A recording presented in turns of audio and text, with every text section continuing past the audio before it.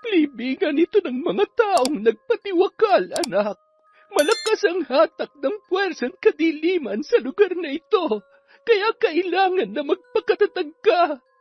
Marami kang makikita na mga nilalang na lubhang nakakatakot ang itsura. Maririnig mo ang palahaw at daing ng mga kaluluwang nahihirapan sa lugar na ito. Kailangan mong malampasan ang lahat para maging ganap ang iyong kakayahan. Hindi na kita masasamahan. Kailangan na malampasan mo ito ng mag-isa. Anong ginagawa mo dito? Pagkatapos ng ginawa mo sa pamilya ko'y may lakas ka pa ng loob para humarap sa akin? Nabalitaan mo naman siguro, Romeo, ang nangyari kay Gibo. Hindi man magandang pakinggan, pero sa tingin ko, sinisingil ka na ng mga kasalanang nagawa mo, Sabel. Dumating na ang sarili mong karma sa buhay mo. Siguro nga, Romeo. Pinagbabayaran ko na ang mga nagawa kong kamalian sa pamilya mo.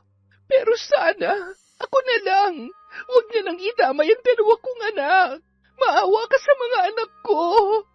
Sabihan mo si Lenlen na tigilan ang ginagawa sa kanila. Akong nakagawa ng kasalanan. Ako ang dapat na tumanggap ng parusang ibinibigay niya. Walang alam ang asawa ko sa nangyayari sa mga anak mo, Sabel. Tigil-tigilan mo ng pagpapakalat ng chismis tungkol sa asawa ko.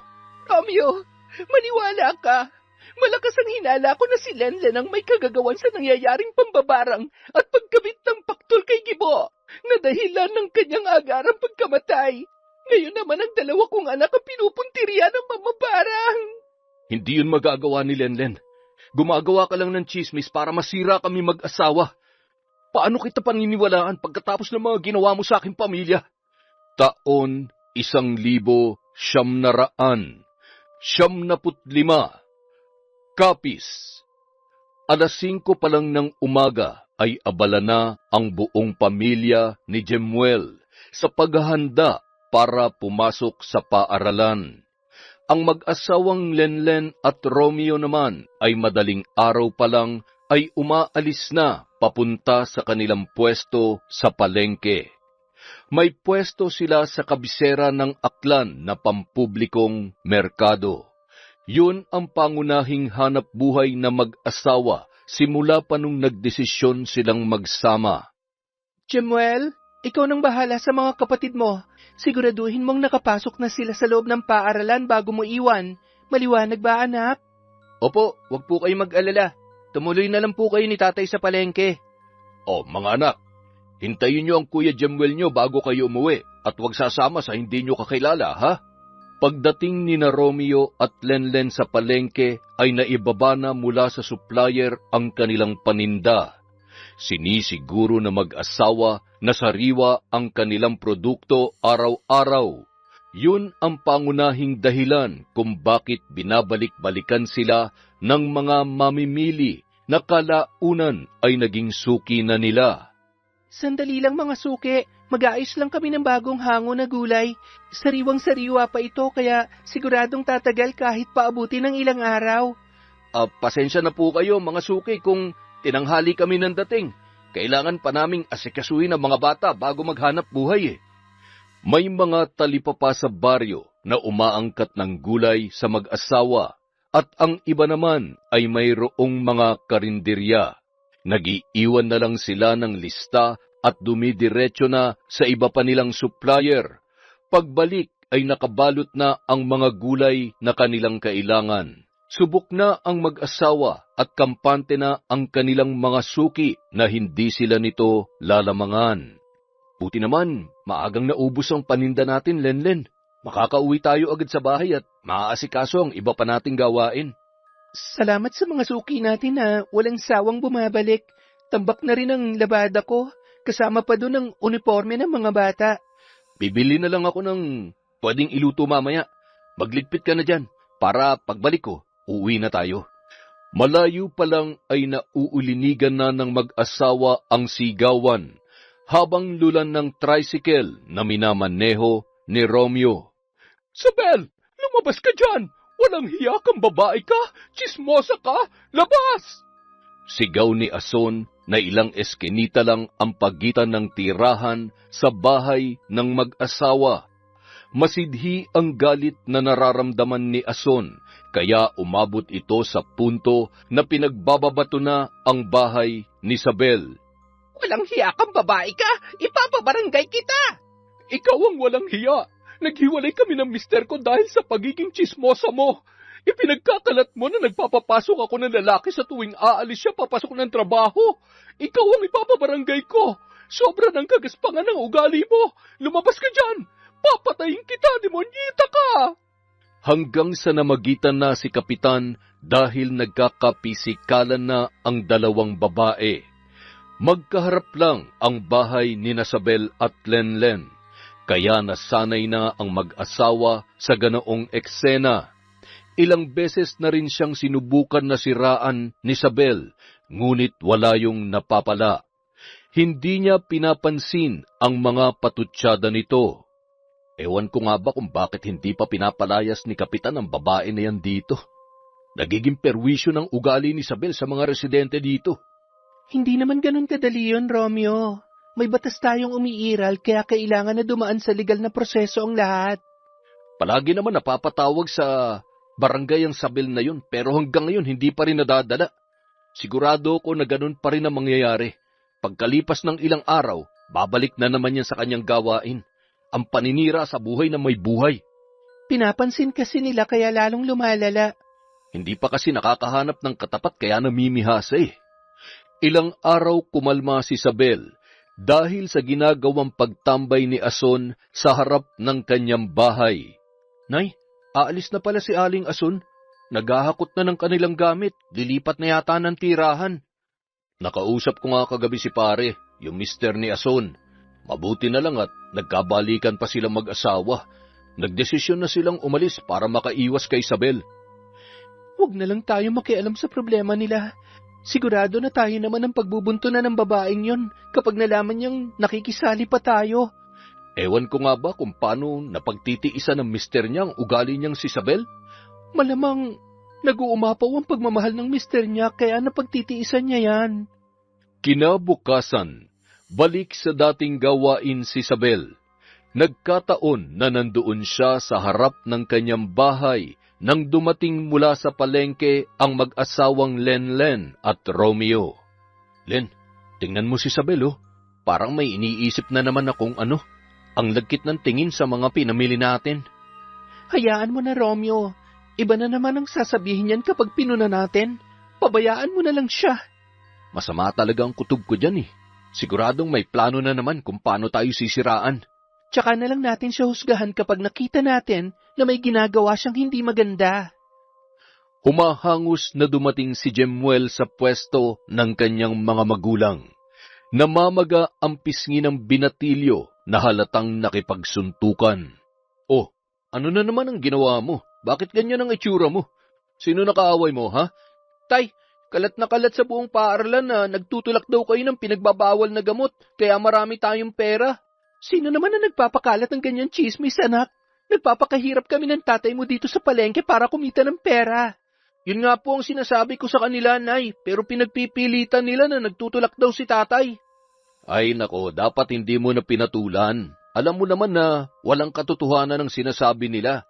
Ayos lang sa akin na kung sabihan nila na masama, pero wag lang nila kayong idadamay, Nay.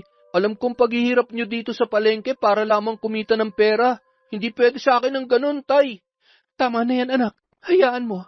Pupuntahan ng tatay mo ang principal at kakausapin para malaman kung sino nagsasabi niyan. Mabuti pa pumunta tayo ngayon sa school mo para malaman ko kung anong totoo nangyayari. Ako na lang munang bahala dito sa pwesto, Romeo. Sige, pumunta na kayo doon. Alamin mo kung sino nagpapakalat ng kalokohang yan. Sigurado ako na isang tao lang ang pinanggagalingan yan. Malakas ang hinala ni Lenlen na si Isabel ang nasa likod ng kumakalat na chismis. Pero kailangang mag-usisa muna. Mananatili na isang haka-haka lamang ang kanyang aligasyon kung walang saksi na magpapatunay. Samantala, pagka-uwi ni Romeo mula sa eskwelahan. Oh, ano nangyari? Anong sinabi ng principal? Ipapatawag pang magulang ng mga bata. Halos taga dito lang din sa ating barangay ang mga batang yun. Pero may hinala na ako kung sino na naman ang naninira sa atin. Huwag kang magpadalos-dalos. Dayo lang din tayo dito, kaya kailangan na maging maingat tayo. Tsaka na tayo gumawa ng hakbang kapag may napatunayan na. Ewan ko ba, Lenlen, kung bakit ganun ang ugali ng babaeng yun? Wala nang inatupag kundi ang manira sa buhay ng ibang tao. Nanghuhusga ka na agad. Hayaan mo muna, malalaman din natin ang katotohanan. 3:00 pa lang ng madaling araw ay umalis na ang mag-asawa para pumunta sa palengke. Kailangan tulungan muna ni Romeo si Lenlen bago ito dumiretso sa school ng panganay nilang anak. Jemuel, umiwas ka sa gulo, ha? Susunod ang tatay mo pagkatapos namin maayos ang ating paninda sa palengke. Sige po, Nay. Mag-iingat po kayo, Tay. Pagkalabas ng mag-asawa sa pintuan ay bumungad sa kanila si Isabel, na kasalukuyang nagwawalis sa harapan ng kanyang bahay. Panay ang sulyap nito habang nagkakarga ang mag-asawa ng kanilang bagahe. Agad na pinaandar ni Romeo ang tricycle para makaiwas sa mapanuring mata ng tsismosang kapitbahay. Naghahanap na naman yun ng ikasisira natin. Hindi na yata natutulog sa pagbabantay sa atin yun eh. Hayaan mo na, Romeo. Baka nagkamali lang tayo ng iniisip sa kanya. Mahirap nang mambintang, lalo na kapag wala naman tayong sapat na ebidensya. Humanda talaga siya sa akin kapag napatunayan ko na siya may pakana ng lahat ng ito. Pwede ba huminahon ka? May mga anak ka na kailangan pa ng kalinga. Paano na lang kami kapag napahamak ka? Nakakagigil na talaga yung ginagawa niya eh. Si Asun nga, nagkusa ng ilayo yung asawa niya dahil parang mapapatay na nun si Isabel kapag nanatili pa sila dyan. Pagdating sa palengke, agad nang inasikaso ni Romeo ang bagong hango nilang paninda. Kailangan bago sumapit ang 9:00 ay tapos niya na yun. 10:00 ang itinakdang oras ng principal ni Jemuel sa kanilang pagharap. Ilang sandali pa, may mangilan-ngilan na lang na bumibili sa pwesto nila mag-asawa nang umalis si Romeo. Nagsimula na ang babae sa pagsasaayos ng kanyang natirang paninda. Sakaling meron pa, ay ibabagsak presyo niya na lang yon sa kanyang mga kapwa-tindera para makauwi na. Nagulat si Lenlen nang biglang may tumapik sa kanyang balikat. O Nay, ano pong ginagawa niyo dito ni tatay? Ano ka ba naman, Lenlen? Kung magtanong ka ay parang ayaw mo kaming makita ng ama mo. Hindi naman po sa ganun, Nay. Pinag-usapan na natin noon ang tungkol sa bagay na to, di ba? Lumayo lang kami ng nanay mo dito dahil may pinuntahan kami. Ang balak lang naman namin ay silipin ka sa pwesto niyo mag-asawa. Nagkataon na nakita namin ang mister mo paalis, kaya nagdiretso na kami dito. Nandito na rin lang po kayo. Ipagbabalot ko na lang po kayo at ipapamili ko kayo ni nanay. Huwag ka na mag-abala, anak. Magiging sagabal lang yun sa aming biyahe pauwi ng nanay mo. Nag-alok ng pera si Lenlen sa kanyang mga magulang, ngunit mariin ang kanilang pagtanggi. Batid ni Lenlen na hindi yun kailangan ng kanyang nanay at tatay. Sigurado siya na malaking halaga ang kapalit sa pagdayo ng kanyang magulang sa bayan. Pag-alis ng mga ito ay agad na inusisa si Lenlen ng kanyang katabing pwesto. Nagtanong yon kung sila ba ang kanyang mga magulang dahil narinig niya umano ang pagtawag niya doon ng nanay at tatay. Hindi natagalan ay nagbalik na si Romeo mula sa pinapasukang paaralan ni Jemuel.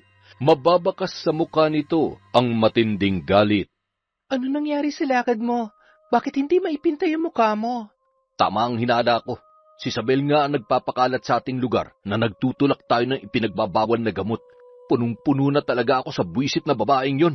Anong gagawin mo? Gugulpihin mo si Isabel? Isipin mo may misteryon.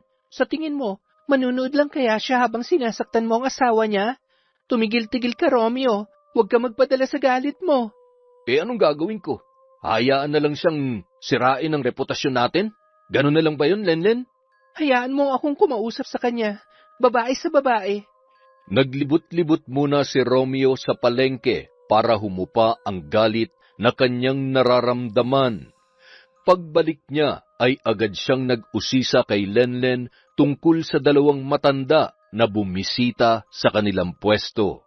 Sina nanay at tatay lang yon. May pinuntahan sila dito sa bayan kaya sumaglit para mangumusta. Sana sinabi mo bukas na umuwi para naman makasama ng mga bata ang lolo't lola nila. Tumuntong na si Jemuel sa pagbibinata, ni minsan hindi pa niya nakilala ang mga magulang mo. Sinabi ko na, Romeo, may nakakahawang sakit sina nanay at tatay kaya gano'n na lang ang kanilang pag-iwas na makisalamuha sa tao, lalong-lalo na sa mga bata.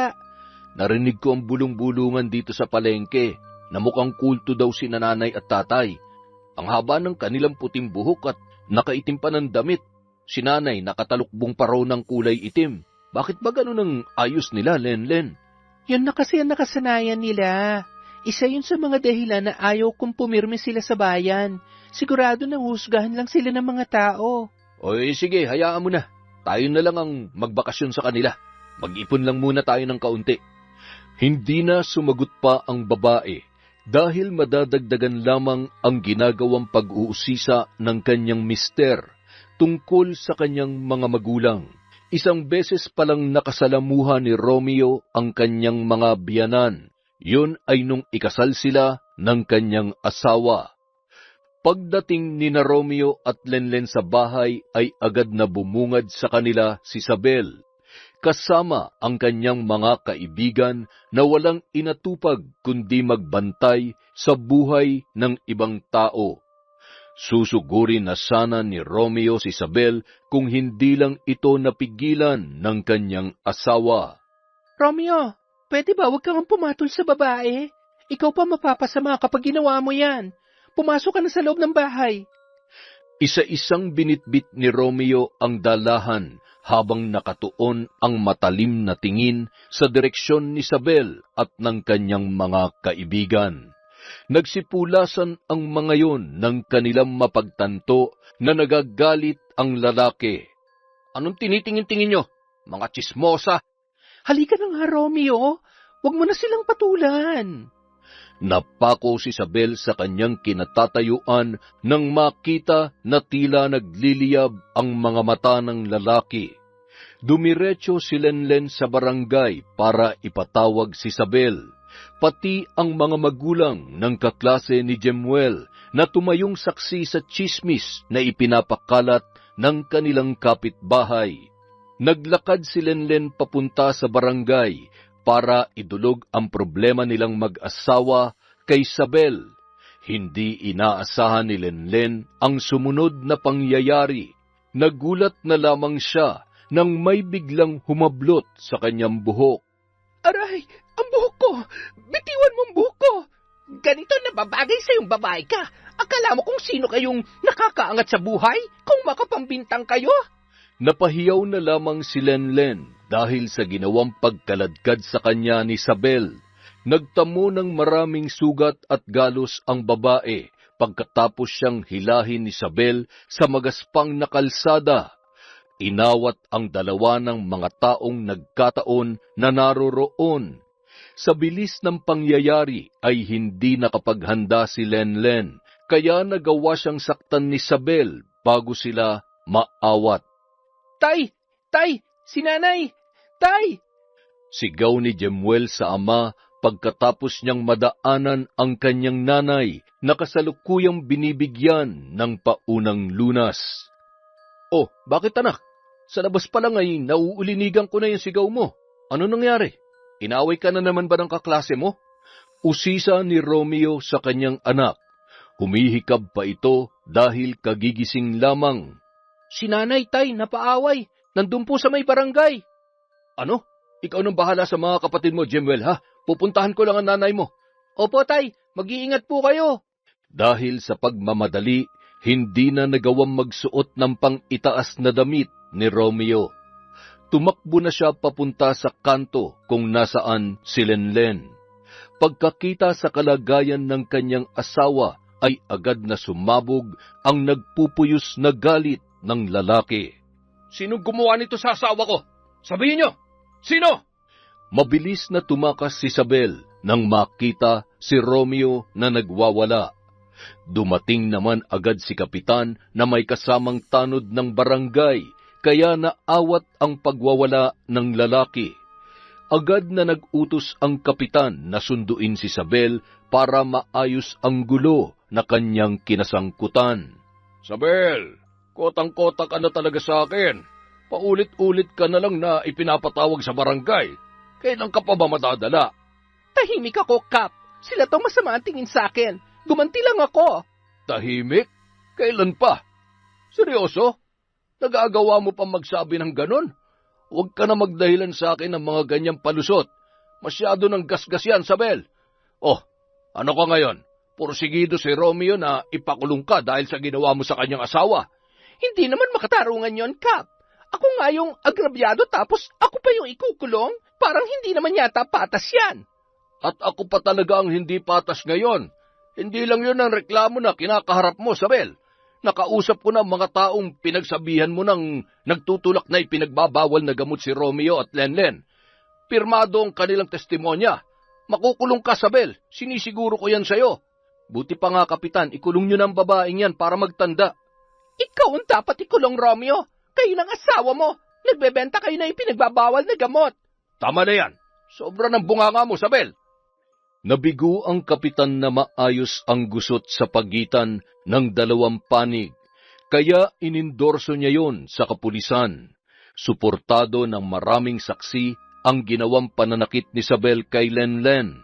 Walang nakita na sapat na dahilan ang kapulisan para gawin yon ng babae. Walang anggulo ng pagtatanggol sa sarili dahil hindi naman nanlaban si Lenlen. Higit sa lahat ay malaki si Isabel kumpara sa kanya. Pursigido si Romeo na kasuhan si Isabel ng pisikal na pananakit na may kasamang danyos sa pinsala na natamo ni Lenlen. Nakalaboso naman ang babae at nakulong dahil sa kanyang ginawa. Kinabukasan, napilitan si Jemuel na lumiban sa klase para samahan ang kanyang ama sa palengke. Naiwan si Lenlen at ang dalawa pa niyang anak sa bahay. Kinailangan nilang hindi pumasok para may makasama ang kanilang ina na nahihirapan gumalaw noong mga sandaling yun. Tay, grabe naman ang ginawa ni Aling Isabel kay nanay. Ano ba naging kasalanan natin para pag-initan niya tayo ng ganun? Wala tayong kasalanan, anak. Likas lang na masama ang ugali ng Isabel na yun. Sigurado po ba kayo na matutuluyan ang pagkakakulong ni Aling Isabel? Sa ginawa niya, nararapat lang na maturuan siya ng leksyon. Tingnan ko lang kung saan sila maghahagilap ng pampiyansa para sa kanyang pansamantalang kalayaan. Magkano po bang kailangan para makalaya siya pansamantala? 20,000, anak. Tapos labas pa doon ang hinihingi ko na 30,000 para sa pinsala na natamunan nanay mo. Kailangan niya muna magbayad ng 50,000 para makalabas. Malaki pala ang halaga na kailangan nilang hanapin para makalabas si Aling Isabel sa kulungan, tay. Nararapat lang yun sa kanya. Tingnan ko lang kung hindi pa siya magtanda. Inabangan ng mister ni Isabel si Romeo na makauwi para kausapin sa estado ng kanyang asawa. Kabaliktaran ang ugali ng kanyang mister na si Gibo. Sa katunayan, palagi pa silang naglalaro ng basketball ni Romeo. Pare, pasensya na talaga sa nangyari, ha? Ikinalulungkot ko na ganun ang ginawa ni Isabel sa asawa mo. Ilang beses ko na yung pinagsabihan sa ugali niya, pero ayaw talaga magpaawat eh. Hindi mo naman kasalanan ng ginawa ni Isabel, pare. Pasensya na rin kung hindi ko yun mapapalampas. Siguro kung ikaw ang nasa katayuan ko ay ganun din ang gagawin mo. Naiintindihan ko naman ang pinanggagalingan ng galit mo, paring Romeo. Ang totoo nga niyan, narito ko para makiusap sana. Hindi naman lingid sa kalaman mo kung magkano lang ang kinikita ko araw-araw. Hindi ko talaga kakayanin ng 50,000, pare. Nagmamakaawa ako, paring Romeo. Bawiin nyo na lang ang isinampan yung kaso sa asawa ko. Sige na naman, oh. Tatapatin kita, pare. Masyadong mabigat ang hinihingi mo na bawiin namin ang demanda sa asawa mo. Kakausapin ko muna si Lenlen. Hanggang ngayon kasi ay nandun pa rin siya nakaratay sa higaan at hirap na hirap makatayo. Pero huwag kang mag-alala, pare. Pag-iisipan kong mabuti yan. Salamat, pare, ha. Umaasa ako na mapagbibigyan niyo akong mag-asawa. Hirap na kasi talaga akong maigapang ang pamilya ko, eh. Sana iniisip din niya ng misis mo, pare. Hirap na hirap ka na nga sa paghahanap buhay. Puro sakit ng ulat, problema pang binibigay ng asawa mo. Sa loob ng 3 araw na nakakulong si Isabel, ay napilitan si Gibo na lumiban sa trabaho. Wala siyang mapag-iwanan sa kanilang anak, kaya napipilitan itong tumigil sa paghahanap buhay. Hindi na rin nakakapasok ang mga bata sa eskwela dahil walang maghahatid sa kanila. Abala si Gibo sa paghahanap ng paraan para mapiyansahan ang kanyang asawa. Romeo, bawiin na nga natin ang kasong isinampa natin kay Isabel. Naaawa na ako sa mga bata, lalong-lalo na kay Gibo. Naging mabuti naman siya sa atin. Gawin na lang natin to para sa kanya at para sa mga bata. Binawi na mag-asawa ang kaso na kanilang isinampa laban kay Isabel. Hindi na rin nila inubliga si Gibo na bayaran ang danyos sa pagpapagamot kay Lenlen, pati ang nagastos ng mag-asawa sa pagsasampa at pagbawi ng kaso. Pare, alam ko na malaking perwisyo na gawa ng misis ko pero pinili niyo pa rin ang magpatawad. Maraming salamat talaga pare sa ginawa niyo ni Maring Lenlen, ha? Naawa na rin kasi kami sa mga bata, lalong-lalo na sa iyo, pare. Ang hiling ko lang, sana hindi na maulit ang ginawa ni Isabel sa asawa ko. Tigil-tigilan na rin niyang pagkakalat ng tsismis sa aking pamilya. Pangako pare, tuturuan ko ng leksyon ng asawa ko. Asahan ko yan, pare, ha. Sakaling ulitin pa ni Isabel ang ginawa niya sa amin, hindi na ako makakapangako na pagbibigyan pa kita. Naiintindihan ko pare, salamat talaga. Pagkalabas ni Isabel sa kulungan ay agad siyang kinausap ng masinsinan ng kanyang asawa. Subukan mo pang ulitin ang ginawa mo. Iiwanan na kita. Dadalhin ko ng mga bata pa uwi sa Mindanao. Bahala ka na sa buhay mo. Kaya ayusin mo na yung utak mo. Kasalanan mo lahat ng ito, Gibo. Kung nagsisikap ka lang sana sa buhay, edi sana hindi tayo naghihirap ngayon. O edi parang inamin mo na rin. Kaya mo sinisiraan si paring Romeo at Maring Lenlen dahil naiinggit ka sa kanila. Sana nagsusumikap ka kagaya ni Maring Lenlen. Naging magaan lang naman ang buhay nila dahil katuwang siya ni paring Romeo sa paghahanap buhay. Sana kung inilalaan mo yung oras mo sa makabuluhang bagay, baka sakaling umasenso rin tayo. Malamang ay katulad na rin nila ang buhay natin. Hay nako, napakamalas ko at ikaw ang naging asawa ko. Ikaw ang pinakamasaklap na dumating sa aking buhay. Hindi na kinaya ni Isabel ang ginagawang pagpapamuka sa kanya ni Gibo ng katotohanan. Umalis na ito para makaiwas sa kanyang mister na halata naman na pumapanig sa nagpakulong sa kanyang asawa. Hindi ako titigil hanggat hindi ako nakakaganti sa ginawa niyo sa akin, Romeo. Lenlen, maghihiganti ako sa ginawa niyong pamamahiya sa akin. Saad ni Isabel sa kanyang isipan habang nakatingin sa bahay ng mag-asawa na nagpakulong sa kanya. Simula nang makalabas ang babae sa kulungan ay hindi na ito lumalabas ng kanilang bahay.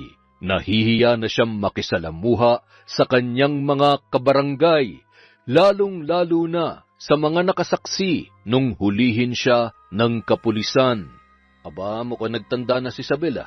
Naging tahimik ng lugar natin simula nung tumigil siya sa kakatambay sa labasan.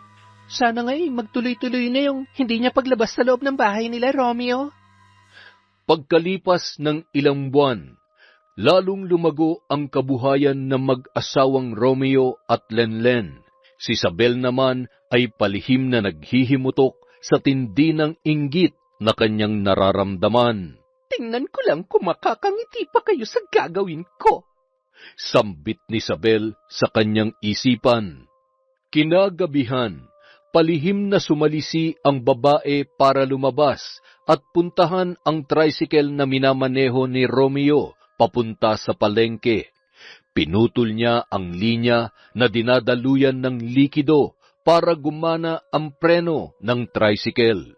Pagkatapos gawin yun, agad siyang bumalik sa loob ng kanilang bahay para hindi siya paghinalaan ni Gibo sakaling gumana ang kanyang plano. Jemuel, tutal wala ka namang pasok bukas. Ikaw na munang sumama sa tatay mo sa palengke. Umuulan ngayon eh. Maglalaban na muna ako para matuyo ang uniforme nyo. Opo, Nay. Approve. Matulog ka na maaga para hindi ka antukin bukas kapag nandun ka na sa palengke. Maaga pa naman ang alis nyo ng tatay mo. Sabado bukas kaya sigurado na maraming tao doon. Sinanay talaga. Wala naman akong gagawin pagkatapos ng trabaho sa palengke. Babawi na lang ako ng tulog pagka-uwi ko. Ikaw ang bahala, basta siguraduhin mo lang na magigising ka ng madaling araw, ha? Mainipin pa naman ang tatay mo, baka mapagalitan ka nun. Si Romeo naman, wiling-wili sa pakikipaglaro sa kanyang 2 anak sa sala. Pinuntahan nito ang kanyang panganay at asawa nang marinig niya ang pag-uusap ng dalawa sa kusina. Len, patimpla mo nga ako ng kape. Inaantok na ako eh. Akala ko ba maaga kayo bukas? Hayaan mo na, sigurado naman ako na papagurin mo ako mamaya. Pwede ba tumigil ka nga sa kalukuhan mong yan, Romeo? Naririnig ka ng mga bata. Wala naman akong sinasabi ah. Sige na, ipahatid mo kay Jemuel ang kape ko. Nahagip ng paningin ni Lenlen na panay ang tingin ng kanyang anak sa labas ng kanilang bahay. Sandali, Romeo. Ano bang meron sa labas? Panay ang tingin ng 2 mong anak. Kanina pa sila nangungulit na nakita nila umano si Isabel sa labas ng bahay. Tiningnan ko naman, wala naman dun. Ano naman ang gagawin ni Isabel sa bakuran natin? Hayaan mo na, baka namamalikmata lang ang 2 yan. Inaabangan ko nga baka bumalik eh. Mahirap na, baka totoo rin ang sinasabi ng mga anak mo. Alam mo naman ang babaeng yun, inangkin na yata ang kasamaan sa buong mundo. Kinabukasan, maagang nagising si Jemuel para sumama sa kanyang ama. Maayos ang naging pag-alis ng dalawa. Pagkalipas lang ng halos 1 oras, nakarinig si Lenlen ng tunog na nagmumula sa ambulansya.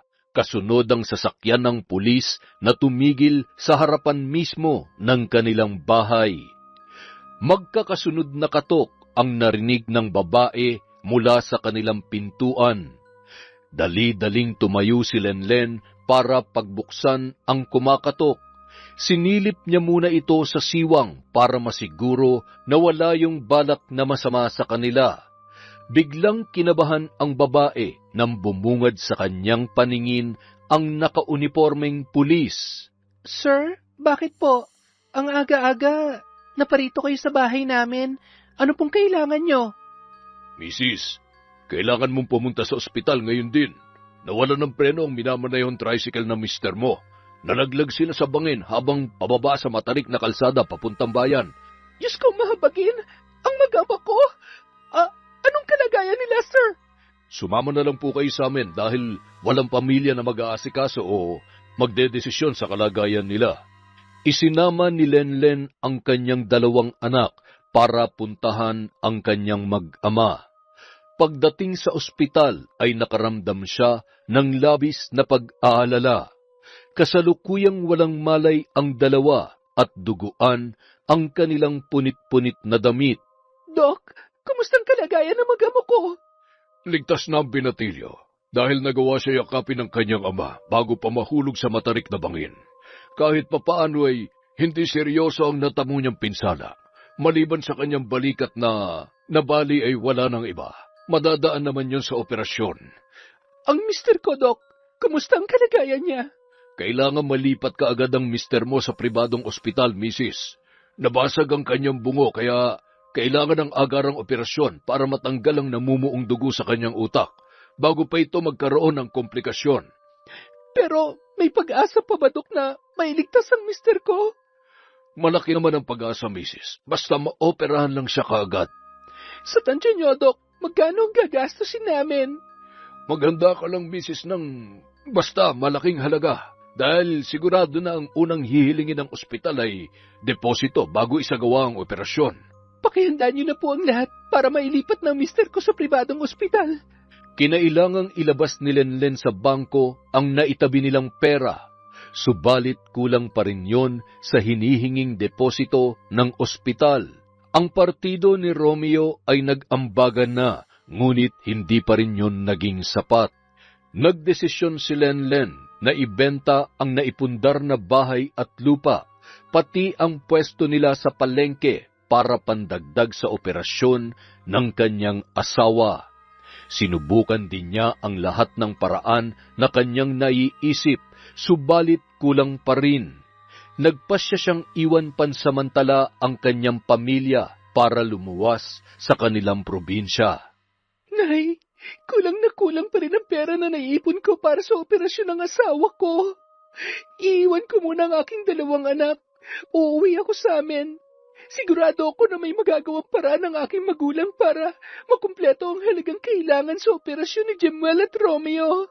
Handa si Lenlen na suungin ang lahat, alang-alang lamang sa kaligtasan ng kanyang mag-ama. Umuwi siya sa Capiz. Matagal na panahon ang nakalipas noong huling nakauwi siya sa kanyang lupang sinilangan. Totoo bang nakikita ko, anak? Sa wakas ay naisipan mo din na bisitahin kami ng nanay konsing mo.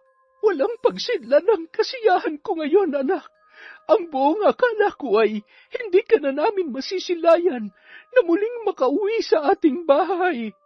Ang totoo po niyan, Nay, nandito ako dahil kailangan ko po ang tulong.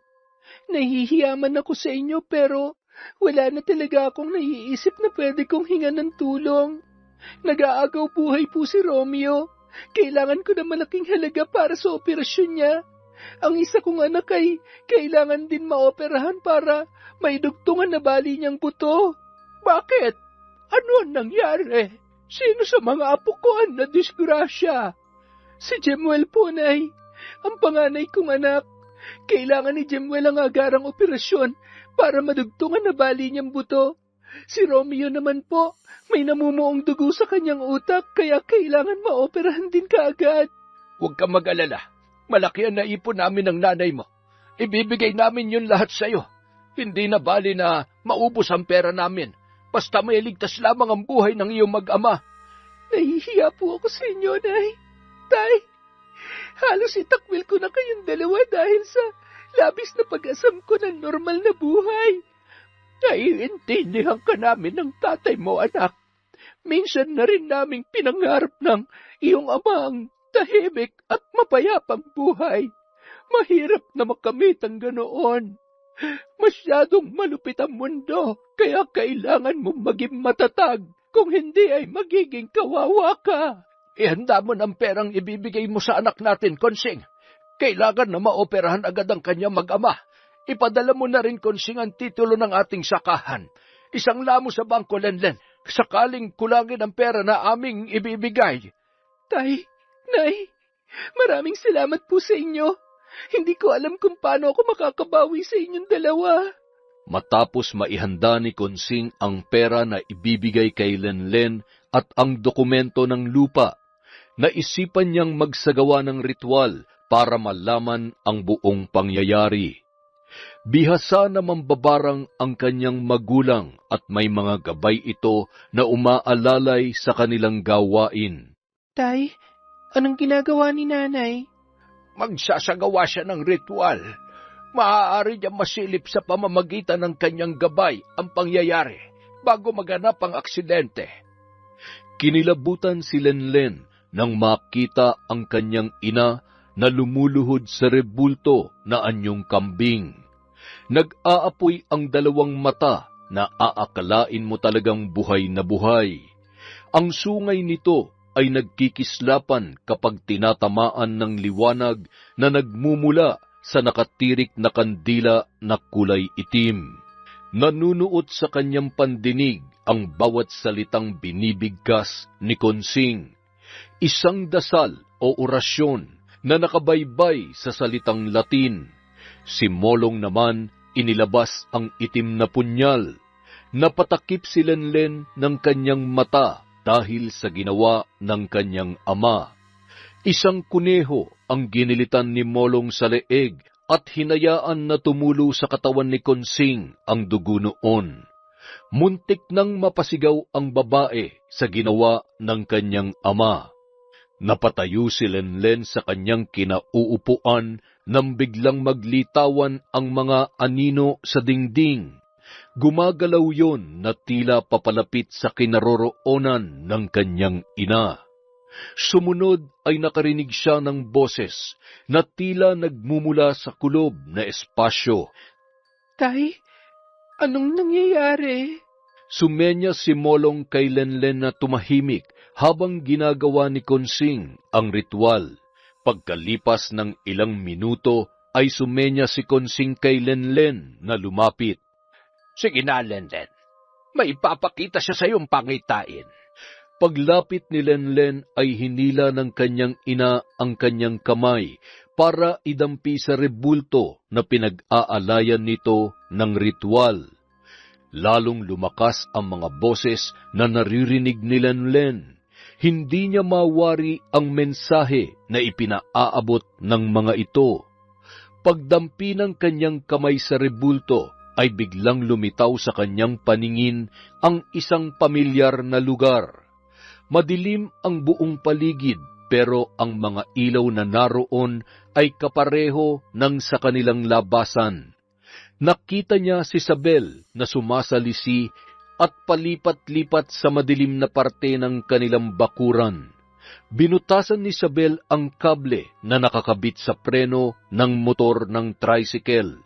Sumirit ang likido na pumipigil sa preno kapag ito ay inaapakan. Biglang napalitan ng galit ang takot na kanyang nararamdaman. Sinadya ang aksidente na nangyari sa iyong mag-ama, Lenlen. Kilala mo ba ang babae na may kagagawan sa pagsira ng preno ng motorsiklo? Kilala ko po, Nay.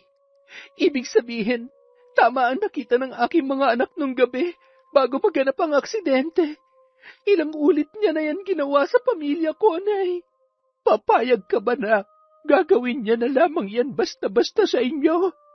Sana kung noon ka pa gumawa ng hakbang, naiwasan ng maganap ang ganitong pangyayari. Lubha kang nagpadala sa takot na maaaring masira ang buhay ng pamilya mo kapag nalaman nila ang totoo mong pinanggalingan. Ano pang hinihintay mo? Ang dumating ang panahon na tuluyang kang mawalan ng mahal sa buhay. Ayaw kitang sisihin, anak, pero sana'y pag-isipan mo kung nararapat pa ba na ipaglaban ang inaasam mong normal na buhay. Maninindigan ako, Tay. Ipinapangako ko yun sa inyo ni Nanay. Babalik ako dito para maningil sa taong may kagagawan ng trahedyang ito sa pamilya ko. Nagmamadaling lumuwas si Lenlen sa syudad ng Iloilo, kung saan kasalukuyang nakakonfine ang kanyang mag-ama. Ginawang collateral ni Lenlen ang titulo ng lupa na pag-aari ng kanyang mga magulang. Halos 5 milyon mahigit ang inabot ng operasyon ni Romeo. Nay, ipagkakatiwala ko muna sa inyo si Romeo habang nagpapagaling. Maghahanap ako ng trabaho para matustusan ang kanyang natitirang gamutan. Isasama ko ang 3 bata sa poder ng aking mga magulang. Magtutulungan muna tayo habang nagsisikap ako na makabangon. Yan lang naman ang tangi naming maiaambag sa pinagdadaanan mo sa kasalukuyan, Lenlen. Sa totoo lang ay nahihiya ako sa iyo. Alam kong hirap ka na pero pilit ka pa din lumalaban. Humahanga ako sa iyo dahil hindi mo sinusukuan si Romeo. Hindi ako papayag, Nay, na basta na lang masisira ang pamilya na pinaghirapan namin buuin ni Romeo. Sino kaya ang walang puso na gumawa ng ganoon sa mag-ama mo? Napakahalang naman ang kanyang kaluluwa. Malaman ko lang kung sino ang nagsabotahe sa tricycle na sinakyan niya. Makakatikim talaga siya sa akin. Ipaubaya niyo na sa akin ang bagay na yon, Nay. Magbabayad ang taong may kagagawan sa paghihirap ng pamilya ko. Maraming kailangang gawin para tuluyang gumaling si Romeo. Naapektuhan ang kakayahan nitong makagalaw ng maayos. Kinabitan ng simento at bakal ang kanyang paa at kamay para maghilom ang nabaling buto. Ang kanyang bungo naman ay kailangang lagyan ng tornilyo para muling mabuo. Ang tanging may pagpapasalamat ni Lenlen ay nakaya ni Romeo na malampasan ang kanyang pinsalang natamo. Naibenta ni Lenlen ang kanilang bahay, kaya kinailangan na nilang lisanin yon sa lalong madaling panahon. Umuwi si Lenlen para magligpit ng gamit na kanyang ililipat sa magulang ng kanyang asawang si Romeo. Habang nagliligpit ang babae kasama ang kapatid ng mister, pinuntahan siya ni Gibo para kumustahin. May pinaghihinalaan ka na ba, Lenlen? Kung sino ang gumawa nun? Subukan mo kayang kausapin ang asawa mo, Gibo. Imposible ang sinasabi mo, Lenlen. Kasama ko si Isabel ng buong gabi bago maganap ang aksidente. Nakita ng anak ko na pumasok si Isabel sa bakuran namin ng gabi bago maganap ang aksidente. Mahirap paniwalaan ang aligasyon na sinasabi mo, Lenlen. Hindi ako naniniwala na ginawa yun ni Isabel. Paniwalaan mong gusto mong paniwalaan, Gibo. Alam mo naman ang ugali ng asawa mo. Nagsisisi talaga ako na pinagbigyan ko pang kahilingan mo noon. Sana hindi na sinapit na mag-ama ko ang ganito. Hindi ko naman kinakalimutan ang ginawa niyong mag-asawa pero hindi naman makatarungan na pagbintangan mo, Lenlen, ang asawa ko na walang sapat na ebidensya. Patunayan mo muna ang aligasyon mo bago kita paniwalaan. Kapag hindi niyo napatunayan na siya may kagagawan nun, pwede niya kayong idemanda. Ang kapal naman ng mukha mo, Gibo. Sana tumupad ka sa napagkasunduan natin. Umuwi ka na. Aalis na kami. Sana maging ganap ang kasiyahan ng asawa mo sa aming pag-alis. Magsasalita pa sana ang lalaki pero tuluyan na siyang itinaboy ng kanyang kapitbahay na si Lenlen. Pagkatapos maikarga sa truck na maghahakot ng gamit na mag-asawa ay agad na umalis ang babae. Nahagip ng kanyang paningin si Isabel sa tindahan na abot tenga ang ngiti. Tila nagbubunyi pa ito sa nangyari sa kanyang pamilya. Sulitin mo ng kasiyahan mo, Isabel. Pansamantala lang ang lahat ng ito. Sa muli nating pagkikita, ipinapangako ko na gagapang ka sa lupa. Saad ni Lenlen sa kanyang isipan habang ipinupukol ang matalim na pagtitig kay Isabel. Pagkatapos maayos ang kalagayan ng mister, ay agad na itong nagpaalam na pansamantalang iiwan niya para maghanap buhay. Sumilay ang masaganang luha sa pisngi ni Romeo. Dadalawin ka naman namin dito palagi ng mga bata. Kailangan lang talaga natin magsakripisyo para malampasan ang pagsubok na ito. Makabubuti na dun muna ang mga bata sa poder ng aking mga magulang. Matanda na rin si Nanay Iska para pagsabihin pa ang pag-aalaga sa inyo ng mga bata. Pasensya ka na, Romeo, kung hindi kita matutukan na alagaan. Kailangan may kumayod sa ating pamilya. Pasensya ka na, Lenlen. Patawarin mo ko kung kinailangan mong suluhin ang lahat ng problema. Wala kang kasalanan, Romeo. Ang importante ay nakaligtas ka. Magpagaling ka para muling mabuo ang pamilya natin. Agad na lumuwas si Lenlen sa poder ng kanyang mga magulang. Kailangan niyang gumawa ng paraan para matulungan ang kanyang nanay at tatay na matubos ang titulo ng lupa na kanilang sakahan. Alam niya na mahalaga yon sa kanyang ama dahil yon ay minana pa ni Molong sa kanyang mga ninuno. Nay, Tay, may isang kahilingan lang po ako para sa aking mga anak. Ano yon, anak? Pwede ba na hanggat maaari ay iwasan nating masaksihan ng 3 bata ang inyong lihim na gawain? Oo naman. Hayaan mo. Pagsisikapan namin ng tatay mo na panatilihing lihim ang aming ginagawa. Maraming salamat, Nay. Ano na ang plano mo ngayon, anak? Ililipat ko ang 3 bata. Ayokong maantala ang kanilang pag-aaral dahil sa nangyari sa aming pamilya. Tama ang desisyon mo, anak. Ilipat mo na agad dito ang mga bata para makabalik na sila sa pag-aaral. Hayaan niyo po, Nay. Bukas na bukas din ay muli akong luluwas para makuha ang dokumento nila sa school. Ipagpaliban mo na muna. Magpapatulong tayo sa pinsan ko na may mataas na katungkulan sa lokal na kagawaran ng edukasyon sa ating lugar. Si tatay mo na ang bahala na maglakad ng kanilang papeles bukas para makabalik na sa pag-aaral ang 3 bata. Nang sumunod na araw, agad na nakapasok sa eskwelahan ang mga anak ni Lenlen. Si Jemuel ay mayroon pa rin nakaalalay na saklay dahil hirap pa itong gumalaw. Hatid sundo naman sila ni Molong na halatang sabik na makasama ang kanyang mga apo. Nagdoble kayod si Lenlen para kahit papaano ay makabawi sa kanyang mga magulang. Hindi mo kailangan magtrabaho sa sakahan, anak. May agsador na tumatalima sa ating pananim. Kapalit yon sa hindi nila pagbabayad ng renta sa ating lupa. Kailangan ko pong kumayad, Tay, para matustusan ko ang gamutan ni Romeo. Nahihiya naman ako na iasa na lang ang lahat sa inyo ni Nanay. Mahihirapan ka lamang, anak. Pag-aralan mo na kaya ang ginagawa namin ng nanay mo. Tumatanda na rin kami.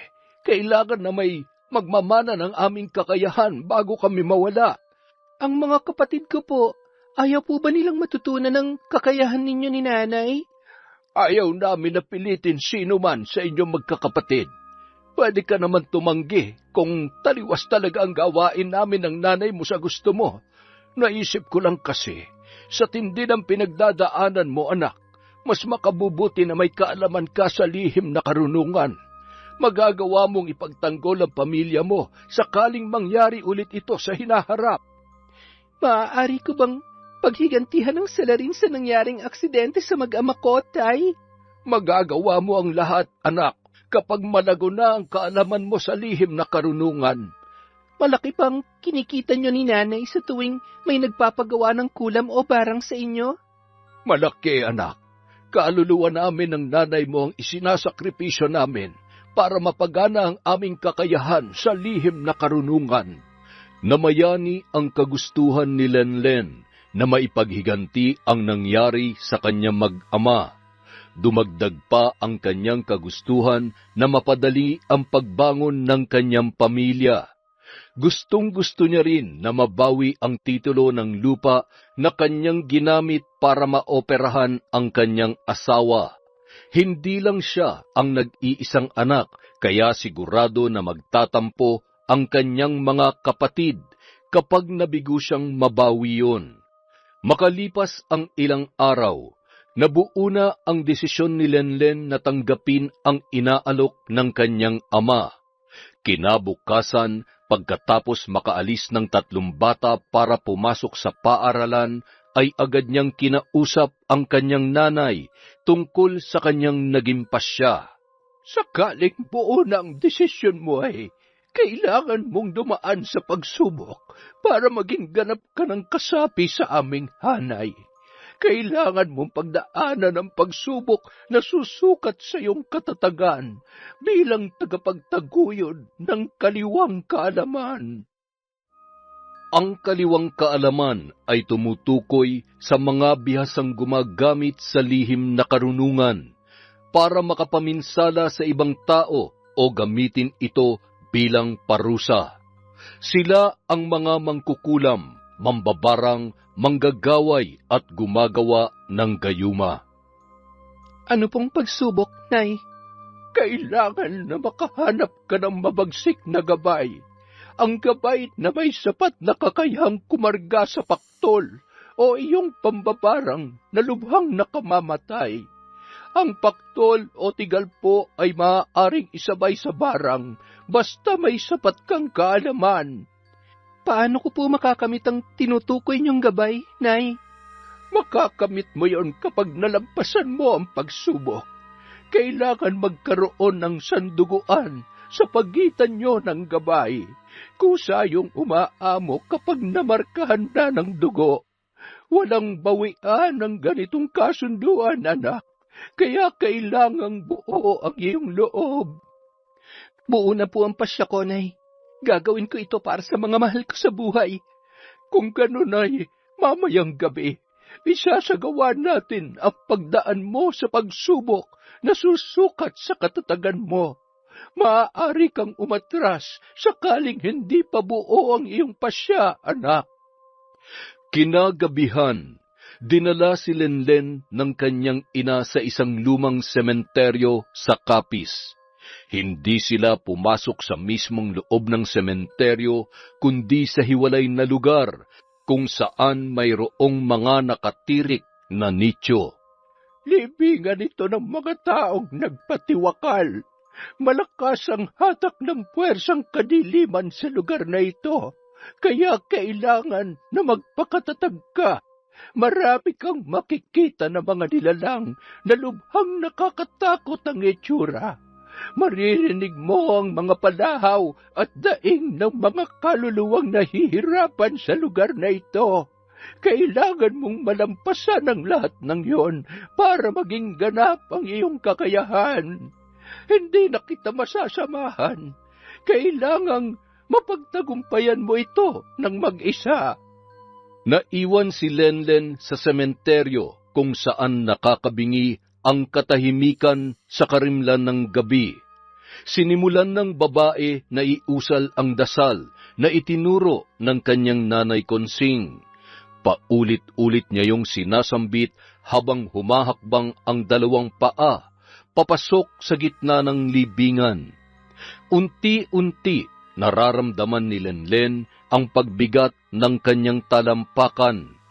Tila may mga nilalang na pumipigil sa kanya na marating ang pinakagitnang bahagi ng sementeryo.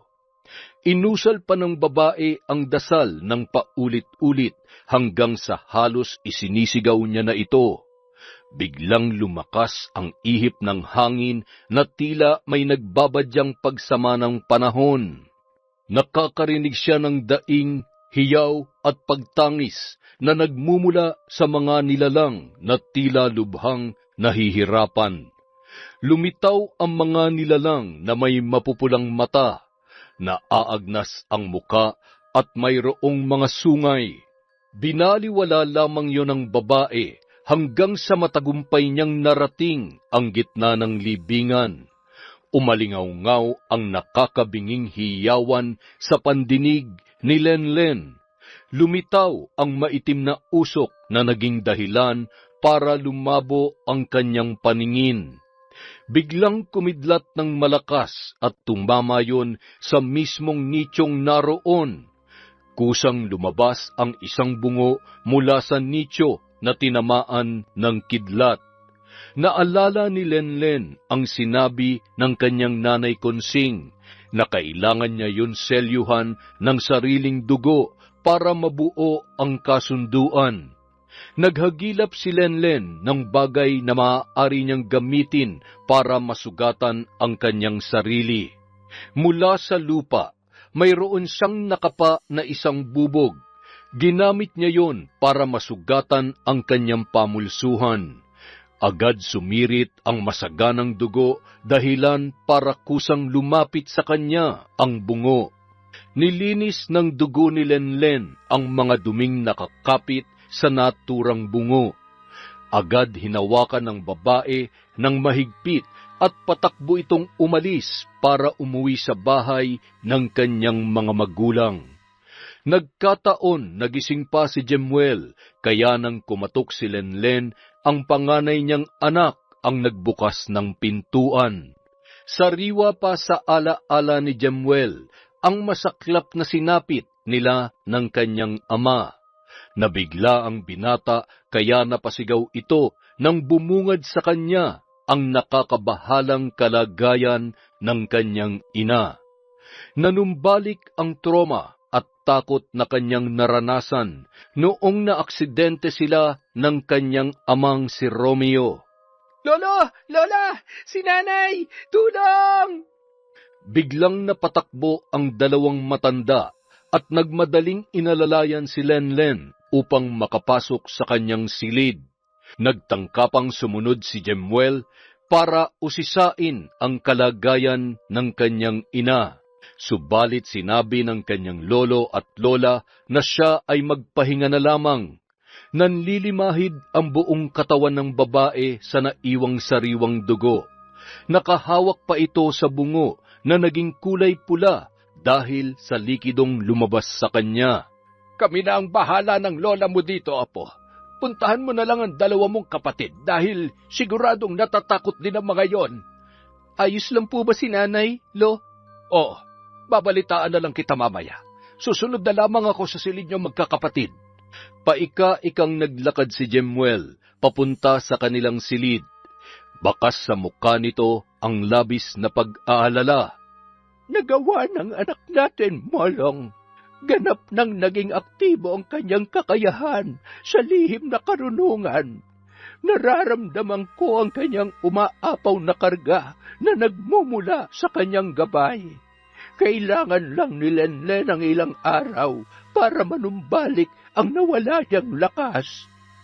Ikaw na ang bahala dito, Konsing. Pupuntahan ko lamang ang mga bata sa kabilang kwarto. Lilinisan ko lang ang buong katawan ni Lenlen. Pagkatapos ay bibihisan ko na lamang siya. Pakisalang na lang ulit ang nilanggas kong mga halamang gamot. Maigi yon para mabilis na mapalitan ang nawalang dugo sa kanyang katawan. Pagkalipas ng 2 araw ay tuluyan ng gumaling si Lenlen. Nagkusa ang kanyang isipan sa pagmemorya ng mga dasal na ginagamit sa karga na pangkambote, pamuder, kalasag at pambalote.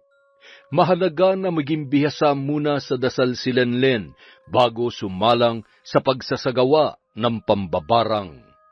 Pagkatapos noon, binigyan ni Konsing ang kanyang anak ng alagang pamaham na pangunahing medium sa pagsasagawa ng pambabarang. Inilagay niya yon sa baul kasama ng bungo na gamit sa pagkakabit ng nakamamatay na paktol. Pinapakain yon ni Lenlen ng hilaw na karne sa tuwing sasapit ang Martes at Biyernes. Kakaiba ang alagang pamaham ni Lenlen kumpara sa karaniwang gamit na insekto ng mambabarang. Binubuo yon ng iba't ibang uri ng makamandag na ahas. Nay, luluwas po ako. Dadalawin ko po si Romeo. Dadaanan ko na rin ang paaralan ng mga bata para makuha ko ng mga naiwan nilang dokumento. Mag-ingat ka, anak. Pakiabot na lang ang nakayanan namin na tulong ng tatay mo para kay Romeo. Sabihan mo siya na sumunod agad dito kapag gumaling na. Makakarating po, Nay. Kayo na po munang bahala sa mga bata habang wala po ako.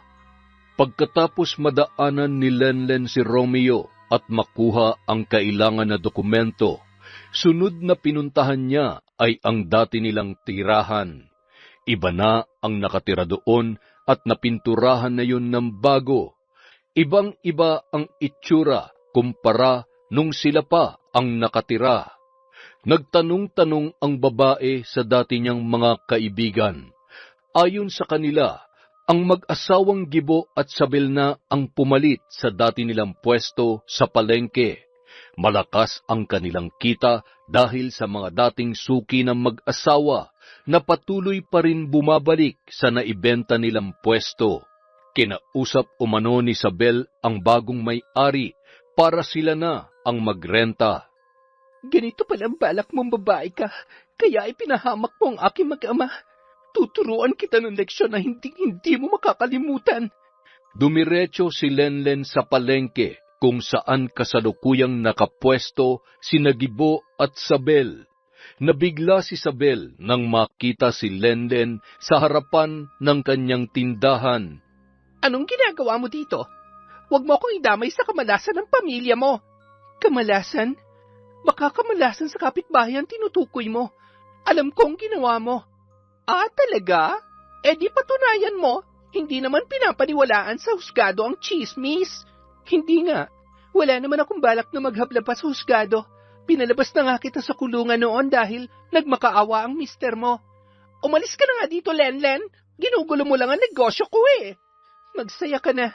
Sulitin mo na yan. Magbunyi ka na sa tagumpay mo sa pagsira sa aming buhay. Pero hindi pa tayo tapos. Balang araw, magmamakaawa ka sa akin. Pinapangako ko yan. Dumakot ng lupa si Lenlen sa mismong harapan ng pwesto ni Sabel. Agad niya yon isinilid sa kanyang bulsa. Umalis ka na nga. Naalibad pa rin ako sa mukha mo eh. Alis! Shupi! Tumalikod na lamang si Lenlen at naglakad ng walang imik. Pero bago siya makalayo, ay pinukul niya muna ng matalim na tingin si Sabel. Ilang sandali pa, nakasalubong ni Lenlen si Gibo, na bakas sa muka ang pagkabigla.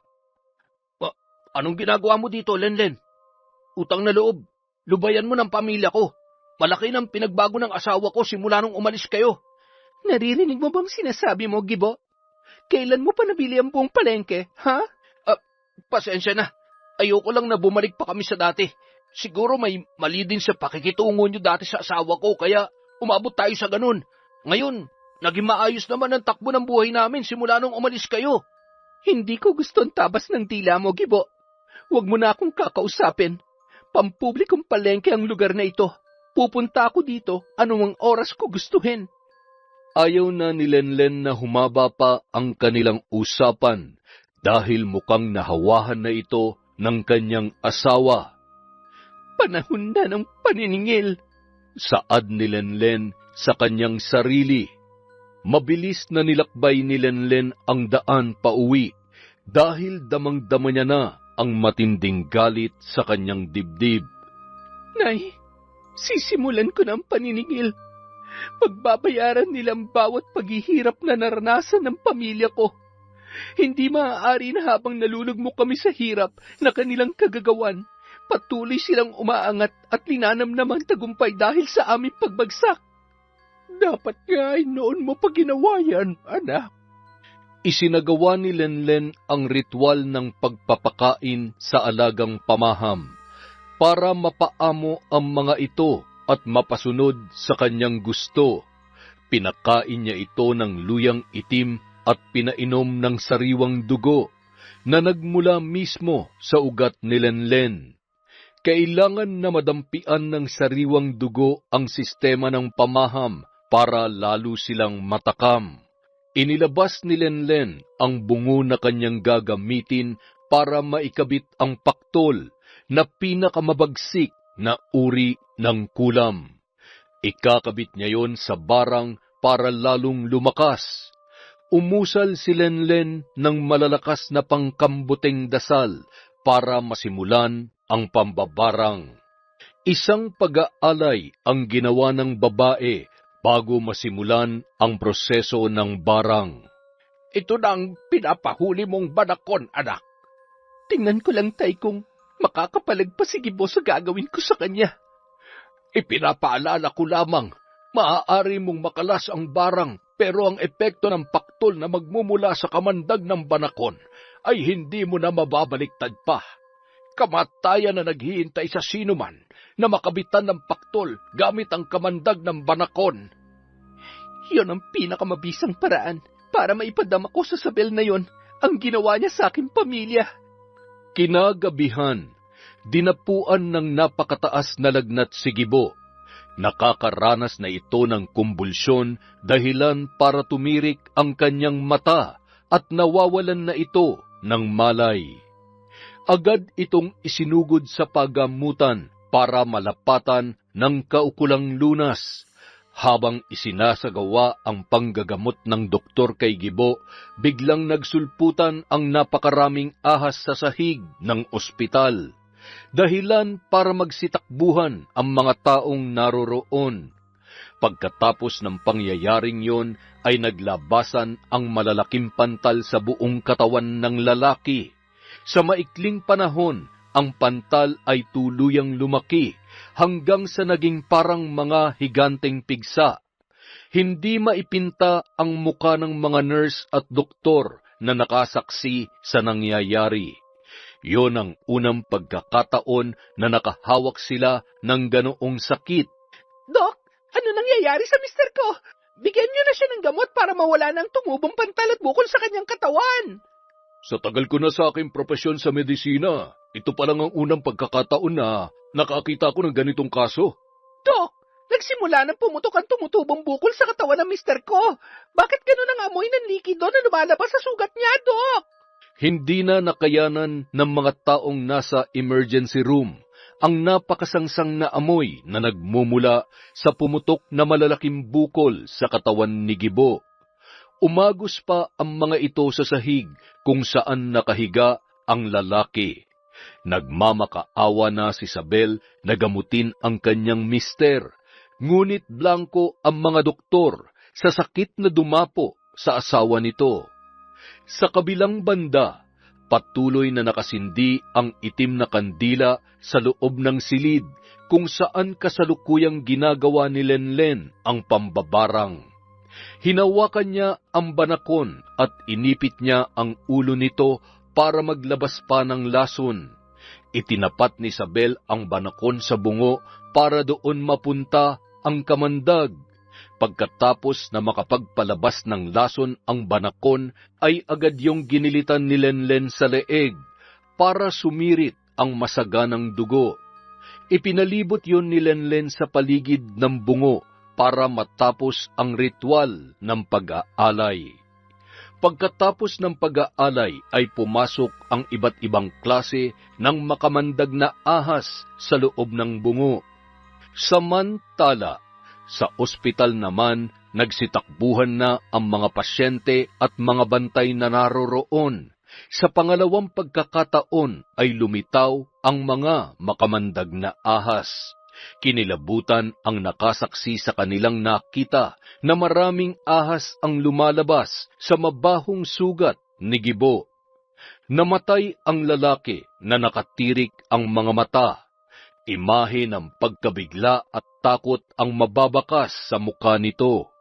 Umaliwalas naman ang mukha ni Lenlen nang makauwi ang ahas na tinalian niya ng sinulid na kulay puti. Nagbago ang kulay ng sinulid. Mula sa kulay puti ay napalitan yon ng kulay pula. Palatandaan na tuluyang nawakasan ng alagang pamaham na ahas ni Lenlen ang buhay ng kanyang biniktima. Agad na ipinalibing ni Isabel si Gibo. Abot langit ang kanyang kalungkutan dahil sa malagim na sinapit ng kanyang mister. Ilang araw lamang ang lumipas. Ang mga anak naman nila ang nakaramdam ng parehong sintomas na naging dahilan ng pagkamatay ng kanyang asawa. May nakapagsabi kay Isabel na subukan na humingi ng tulong sa isang albularyo. Hindi pangkaraniwan ang pagkamatay ni Gibo. Malakas ang kanilang hinala na nabiktima ito ng pambabarang. Dumulog si Isabel kay Tio Sito na kilalang albularyo sa Panay. May alam ka ba na nakagalit mo, misis? Bakit niyo naman yun naitanong, Tio Sito? Biktima ng nakamamatay na paktol ang mister mo. Selyado ng paktol ang ginagawang pambabarang kaya mahirap itong kontrahin. Ang ibig mong sabihin, maaaring sasapitin ng aking dalawang anak ang kaparehon nangyari sa kanilang ama? Masakit man na isipin pero yun ang katotohanan. Lahat ng albularyo o babaylan ay aminado na kapag nagawa na maikabit ang paktol, ay imposible na itong mabawi. Anong kailangan kong gawin? Kinakabahan na ako sa kalagayan ng aking dalawang anak. Natatakot ako sa mga aring mangyari. Hindi na napigilan pa ni Isabel na mapaiyak habang pinagmamasdan ang kalagayan ng kanyang dalawang anak. Napahagulhol na lamang ito habang naghahagilap sa kanyang isipan ng maaaring gumawa nito sa kanyang pamilya. Naalala ng babae ang dating kapitbahay na nagawan niya ng napakalaking kasalanan. Tio Sito, gaano pa kaya katagal ang meron ako para makagawa ng paraan na mailigtas ang buhay ng aking dalawang anak? Pwede kong kontrahin ang ginagawa nilang pagbarang pero kailangan mong bilisan, Isabel. Anumang oras ay maaari akong humina at mawawalan na ako ng lakas para makipagtuos sa mambabarang. Hindi na nagsayang pa ng oras ang ginang. Agad niyang hinanap ang bahay ni na Romeo. Bakit nandito ka? Pagkatapos ng ginawa mo sa pamilya ko, may lakas ka pa ng loob na humarap sa akin? Nabalitaan mo naman siguro ang nangyari kay Gibo. Pangit man pakinggan pero sa tingin ko ay sinisingil ka na ng mga kasalanan mong nagawa, Isabel. Dumating na ang sarili mong karma sa buhay. Siguro nga, Romeo. Pinagbabayaran ko na ang mga kamalian na nagawa ko sa pamilya mo. Pero sana naman, ay ako na lang. Huwag nang idamay ang dalawa kong anak. Maawa kayo sa kanila. Ako nakagawa ng kasalanan. Ako ang dapat tumanggap ng parusa na ibinibigay ni Lenlen. Walang alam ang asawa ko sa nangyayari sa mga anak mo, Sabel. Tigil-tigilan mo ng pagpapakalat ng chismis tungkol sa asawa ko. Romeo, maniwala ka. Malakas ang hinala ko na si Lenlen ang may kagagawan sa nangyayaring pambabarang at pagkabit ng paktol kay Gibo na naging dahilan ng kanyang agarang pagkamatay. Ngayon naman ang dalawa ko namang anak ang pinupuntirya ng barang. Hindi magagawa ni Lenlen ang ganun. Gumagawa ka lang ng chismis para masira kami mag-asawa. Paano kita paniniwalaan pagkatapos ng mga ginawa mo sa aking pamilya? Napaluhod na lamang si Sabel sa harapan ni Romeo. Humahagulgul yun habang nakadapa sa lupa. Napaisip si Romeo kung paniniwalaan ang sinasabi ng kanyang kaharap.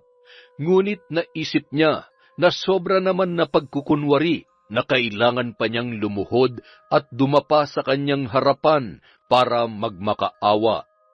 Tumayo ka na nga dyan, Sabel.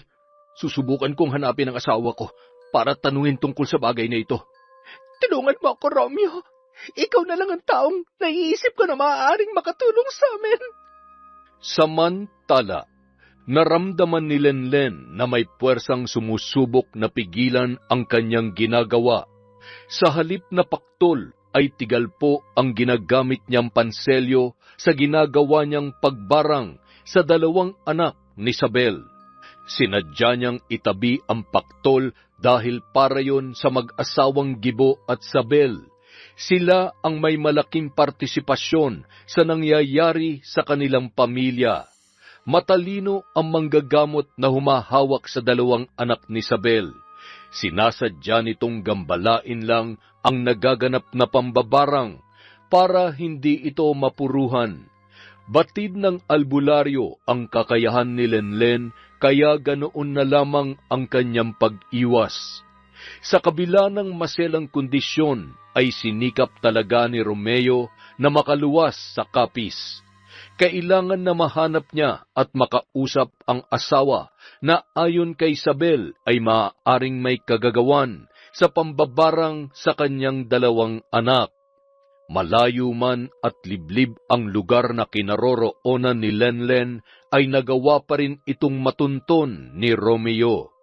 Nagkataon na wala sina Konsing at Molong. Tanging ang tatlong anak lang at si Lenlen ang naroroon. Abala si Jemuel sa pakikipaglaro sa kanyang dalawang nakababatang kapatid sa labas ng bahay. Pagkatapos magyakapan ng mag-aama, ay agad na inusisa ni Romeo si Jemuel kung nasaan ang kanilang ina. Nandun po si nanay sa kwarto niya, Tay. Palagi na siyang nagkukulong doon simula nung makauwi kami dito. Pwede ba akong pumasok sa loob, anak? Pwede naman po, Tay. Katukin niyo lamang po si nanay sa kwarto niya. Susunod na lang kami mamaya. Hinanap ni Romeo ang kwarto na tinutukoy ng kanyang anak. Sinubukan niyang maghagilap ng siwang na maaari niyang silipan, pero lubhang sarado ito at mukhang nakadoble pa ang dingding para masiguro na walang makakasilip. Biglang kinabahan si Romeo nang makaamoy siya ng parang nasusunog na kandila. Hindi na nagsayang pa ng oras ang lalaki. Ginamitan niya ng lakas para pwersahang mabuksan ang nakapinid na pintuan. Nabigla si Lenlen dahil hindi niya inaasahan ang biglaang pagsulpot ng kanyang mister. Pero mas nasurpresa si Romeo nang makita niya ang ginagawa ng kanyang asawa. Ibig bang sabihin nito, tama ang sinasabi ni Sabel tungkol sa ginagawa mo, Lenlen? Bumungad kay Romeo ang isang bungo na nanlilimahid sa sariwang dugo na nagmula sa banakon na ginamit ni Lenlen bilang alay. Nakapulupot pa dito ang iba't ibang uri ng ahas na pamaham. Nagkalat ang kandilang itim sa silid na inookupa ni Lenlen. Ang mga figura ng rebulto na lubhang nakakatakot ay nakapatong sa bawat sulok ng kanyang silid. Huwag mo akong basta husgahan, Romeo. Ginagawa ko lang ito para maipagiganti ang nangyari sa pamilya natin. Ayaw ko na maulit ang nangyari kaya ito ang ginagawa ko. Hindi naman kita hinuhusgahan, Lenlen. pero sa tingin ko ay marami kang dapat ipaliwanag sa akin. Nag-usap ng masinsinan ang mag-asawa at ipinagtapat na ni Lenlen ang lahat sa kanyang mister. Ngayon maliwanag na sa akin ang lahat kung bakit gano'n na lang ang pag-iwas mo na dalhin kami dito na mag-ama mo. Sakaling magalit ka o kamuhian mo ko, tatanggapin ko. Itakwil mo ko o mandiri ka man sa akin, Romeo. Maiintindihan ko. Ang kahilingan ko lang, sana'y huwag mong ilalayo sa akin ang mga bata. Ang mahirap kasi sa'yo, Lenlen, hinuhusgahan mo ko kaagad. Paano ko kamumuhian ng nag-iisang babae na walang ginawa kundi mahalin ako? Nung malagay sa peligro ang buhay ko, hindi ka nawalan ng pag-asa na iligtas ako. Hindi mo ako sinukuan. Ako pa bang susuko sa'yo? Napayakap na lamang si Lenlen nang marinig niya mula kay Romeo ang mga kataga na hindi niya inaasahan. Ang hiling ko lang sana, huwag mong tuluyan ang 2 anak ni Gibo. Walang kasalanan ng mga bata sa atin. Wala naman talaga akong plano na tuluyan ang 2 bata. Gusto ko lang iparamdam kay Isabel ang naramdaman ko nung malagay sa peligro ang buhay ni Jemuel. Si parang Gibo, anong naging kasalanan niya para umabot ka sa ganong desisyon? Isinalaysay ni Lenlen ang buong pangyayari at bagay na kanyang natuklasan, pati na ang masasakit na salita na ibinato ni Gibo sa kanya. Kung ganun may katwirang ka, kailangan natin manindigan. Kung patuloy lang tayo sa pagiging mabait, mamimihasa lang sila na apihin ang pamilya natin. Napagkasunduan ng mag-asawa na kalasin ang barang na ikinabit, kapalit ang isang desisyon na mismong si Isabel ang magdedesisyon. May 2 kondisyon ka lang na maaaring pagpilian, Isabel. Una, ang sumuko ka sa otoridad at aminin ang iyong ginawa na pagtangkang pagpatay sa aming mag-ama. Pangalawa, manatili kang matigas at panoorin na malagutan ng hiningang iyong 2 anak. Sumuko si Isabel sa kapulisan at inamin ang ginawang pagtatangka sa buhay ni na Romeo at Jemuel. Nakulong si Isabel pero ang kapalit ay ang buhay ng kanyang 2 anak. Ang buhangin na dinampot ni Lenlen sa mismong harap ng dati nilang pwesto na mag-asawa ay kanyang ginamit para ipagkaloob kay Isabel ang sumpa na habang buhay niyang dadalhin. Simula nang makulong si Isabel ay tinubuan na siya ng mga butlig na kapag napisa ay naglilikha ng nakakasulasok na amoy. Naghihilom yun, ngunit agad na bumabalik. Simula noon ay nilayuan na si Isabel ng kanyang mga kapwa preso. Sa pagsisikap ng mag-asawang Romeo at Lenlen ay nagawa nilang makabangon. Natubos ang titulo ng lupa na kanilang isinanla. Hanggang sa kasalukuyan ay doon pa rin nakatira ang pamilya ni Lenlen at Romeo sa Capiz. Patuloy ang ginagawa ni Lenlen, pero yon ay limitado lamang sa pagbibigay ng leksyon sa mga taong mapang-abuso. Si Isabel naman ay hindi na kinaya ang sumpang iginawad sa kanya, hanggang siya na mismo ang sumuko at nagdesisyon na itong wakasan ang kanyang sariling buhay. Yon! Ang ganda na naman po ng kwento natin. Dahil dyan, meron na naman tayong shoutout! Simulan po natin sa matampuhin na si Chloe Dia. Hi kay Almira Africano, kay Monica Nieves, kay Joe Rex Latonio from Saudi Arabia. Hi po kay Joel Marasigan at sa buo niyang pamilya. Sa Makiling, Dizon Valdez, Estanyol, Cacalja family from Corazon. Hi sa Grefaldia at Imperial family. Sumandal family from Bakungan, Puerto Princesa. Hi po kay Renel Alfonso, kay Miss Maura, sa Rama family from Iloilo, from Rose Ann. Hi kay Angie Paborada. Hello kay Mary Ann Tamashiro, kay Karin in Siargao. Parang masarap magbakasyon dyan ah. Hi kay Henry Lina Fukuda, kay Josue Talan, kay Emelita from Taguig. Hello po kay Azalea, kay Mami from Qatar. Shout out kay Charmaine Rose Villaluz, kay Sally Roldan. Hello po kay Lady Dam, kay Jenny Lazarito, kay Selena Constantino. Hi kay Marjorie Dequilia from General Santos City. Mika sa RG. Hello. Hi po kay Marites Nalica, kay Mary Grace at Roberto Grefaldia, kay Aida Corpus. Hello po kay Dimple Dimple at sa atin niya na nasa Taiwan na si Beth T. Tado. G. Tado. Hehe. Shoutout din po kay I Love Resort Pinay. Hi kay Michelle de la Cruz, kay Edgardo Fontanilla, kay Charlie Salivo. Hi po kay Joycey Vlog TV, kay Pamela Allen, sa Cabral family from Estela da Silva. Hi kay Mariam Duca, kay Christine Azure. Hello kay Lagawang Shao TV, kay Melody Lagaras. Hi po kay Virginia Belay, kay Arjidan Bansag from Hong Kong. Hello kay Willie Galvez, kay Vicky Yabut, kay Amy Bog, kay Arialyn Notarte. Hello din po kay Lynn Villanueva from Doha, Qatar, kay Maura from Kuwait, kay Josefina Fuelias from Pasig City. Hello kay Kitty Gold, kay Crush Joy BTS. Hi po kay Alma Naong, kay Filipina Palsario. Shout out kay Rose Maricao, kay Jenmer Garcia from Angeles, Pampanga.